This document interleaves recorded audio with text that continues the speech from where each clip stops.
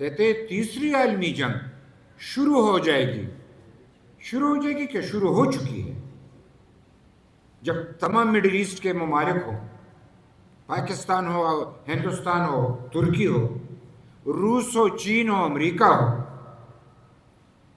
تو پھر super power جب اتنے تعداد میں ہوں، ایٹمی پاور بھی ہو، یہ عالمی جنگ نہیں ہے تو اور کیا ہے؟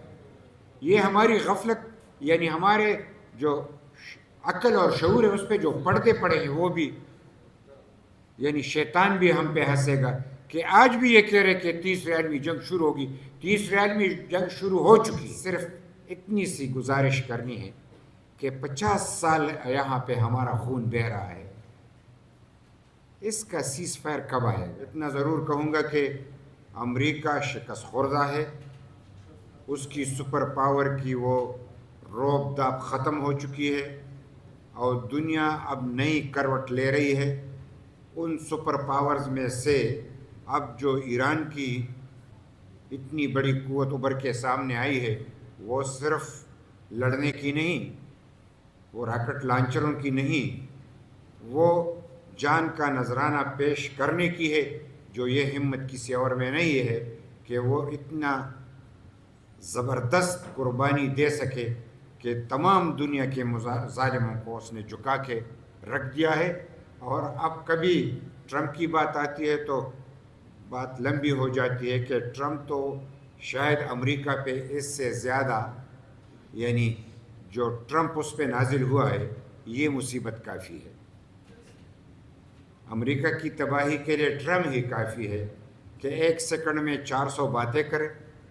ایک بات کا آپ کو اندازہ نہیں ہوتا کہ وہ کیا کہنے جا رہا ہے، لیکن سٹاک ایکسچینج کو بڑھا کے اور گھٹا کے اپنے لیے صرف پیسہ کما رہا ہے. تو جو قوم عزت کمانا جانتی ہے وہ پیسے پہ کیا کرے گی؟ پیسہ تو پھر خود ہی آ جاتا ہے جب آپ کو عزت کا مقام مل جاتا ہے.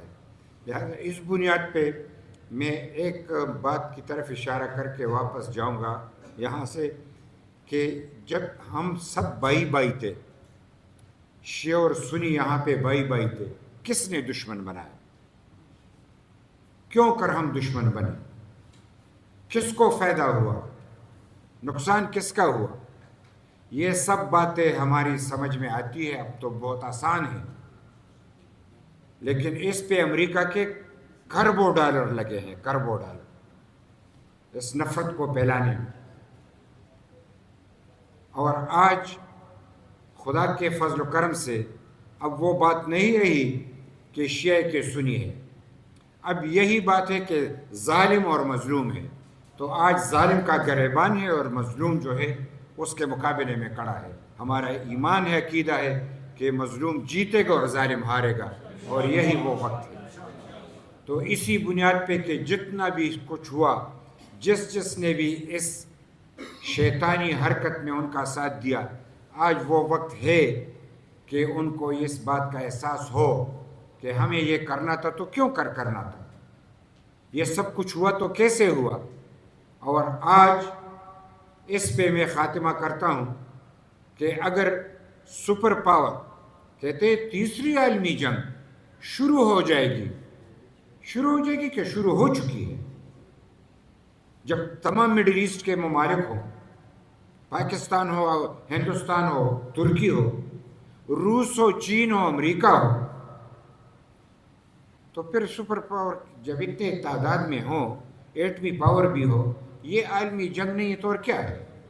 یہ ہماری غفلت، یعنی ہمارے جو عقل اور شعور ہے اس پہ جو پردے پڑے ہیں وہ بھی، یعنی شیطان بھی ہم پہ ہنسے گا کہ آج بھی یہ کہہ رہے کہ تیسری عالمی جنگ شروع ہوگی. تیسری عالمی جنگ شروع ہو چکی ہے. اس کو ایران کے حوالے سے ہم بڑے یعنی دل سے یہ بات کہتے ہیں کہ ایران کو خدا نے یہ ہمت دی کہ ایسی قوت کو للکارے. اور آج جو بھی طاقتیں اس کو یعنی سیز فائر یا جنگ بندی میں بدلنا چاہتے ہیں، ہم سمجھتے ہیں کہ گولی مسئلے کا حل نہیں، ہم سمجھتے ہیں کہ ظلم مسئلے کا حل نہیں، لیکن اب جب کہ یہ امن جو بھی لانا چاہتے ہیں، جس ملک نے بھی کوشش کی، ہم اس کے مشکور ہیں.